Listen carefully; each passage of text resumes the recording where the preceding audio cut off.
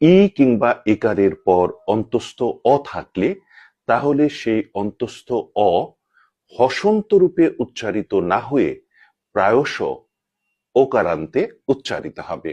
নিয়মটি আমি আবার বলছি, ই কিংবা একারের পর অন্তস্থ অ থাকলে সেই অন্তস্থ অ হসন্ত রূপে উচ্চারিত না হয়ে প্রায়শ ওকারের মতো উচ্চারিত হবে। আমি কটি শব্দ বলছি, আপনারা মিলিয়ে নিন। যেমন নির্ণেয়, তারপরে আছে প্রিয়, মৃয়, স্বীয়, দেয়, পেয়, বিধেয়, অনুমেয়, স্মরণীয়, বরণীয়, জ্ঞেয়, অজেয়, তুলনীয় ইত্যাদি।